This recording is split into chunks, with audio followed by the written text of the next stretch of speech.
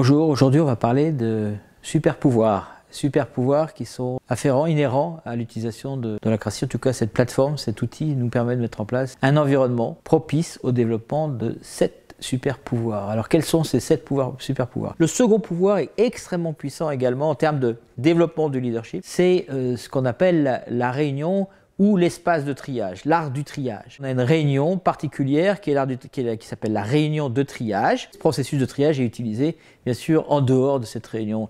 Disons que la réunion de triage permet simplement d'installer ces nouveaux réflexes et cet art du travail et du triage que je vais vous commenter. L'art du triage est vraiment intéressant parce que dans cette réunion, prenons la réunion, on généralisera après, dans cette réunion de triage, voyez-le comme un espace de co-développement, pour ceux qui connaissent le processus de co-développement, qui nous vient du Québec. C'est-à-dire que si j'ai besoin d'un espace, moi collaborateur, je viens à cette réunion, si j'ai besoin d'un espace, un espace d'entraide, un espace pour demander quelque chose, un espace pour partager de l'information, un espace pour recueillir des avis, etc., etc., j'ai besoin d'un espace. Alors je vais mettre un point à l'ordre du jour, je vais dire voilà, je mets un point à l'ordre du jour, ça veut dire je veux un espace.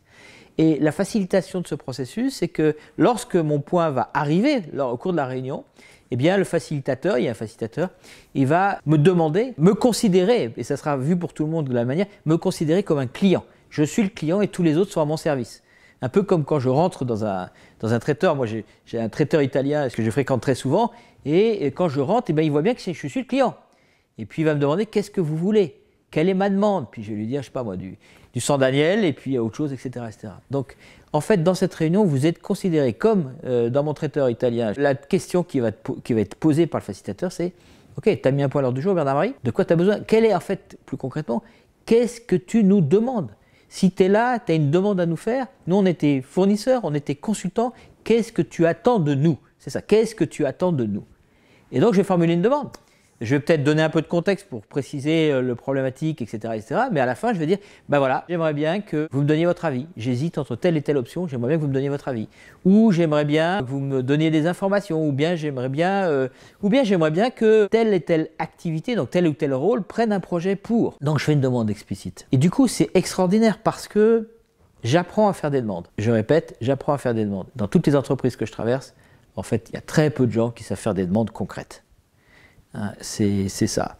J'ai un problème, je patauge dedans et je ne sais pas le transformer ce problème. Je ne sais pas tout seul me mettre en mouvement, c'est-à-dire passer à l'action, décider de quelle action, quelle demande je vais faire. Ça peut être une action à moi-même ou une demande aux autres. Et donc cet art de, quelle que soit finalement la situation dans laquelle je me trouve, de me mettre en mouvement, c'est-à-dire de demander quelque chose, peut-être demander un coup de main, peut-être demander de l'aide, si par exemple je me trouve dans une situation où je vois manifestement que je ne sais pas y arriver tout seul, etc. Alors à ce moment-là, faire une demande d'aide, tout seul comme un grand, c'est le début du leadership. On n'a plus besoin de management pour vous materner, puisque vous savez tout seul comme un grand, vous êtes autonome. L'autonomie, elle m'a été donnée par Julien, c'est formidable, cette formidable personne qui est handicapée, qui me disait, l'autonomie pour moi qui suis handicapé, donc c'est ma quête de vie de devenir autonome, c'est ma capacité à demander de l'aide à la bonne personne au bon moment. Voilà, c'est ça qu'on voudrait, c'est que tout le monde soit autonome. Il y a du concret, d'ailleurs le mot autonomie, ce n'est pas un mot abstrait. Et donc ça passe par cette capacité de, quelle que soit la situation dans laquelle je suis, de demander quelque chose à quelqu'un. Et ça, c'est pas acquis.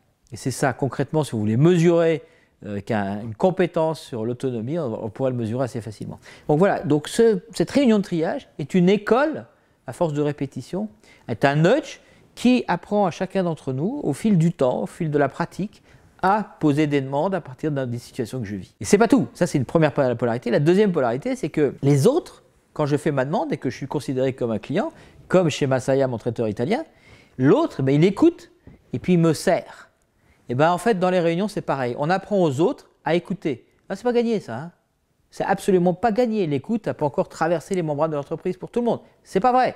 Donc, apprendre à écouter la demande de l'autre, s'altéro-centrer sur l'autre et à le servir.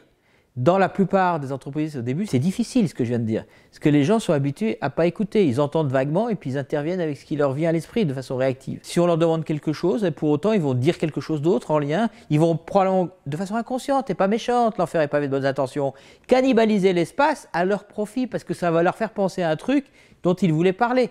Et ils vont profiter de l'espace du copain, du client.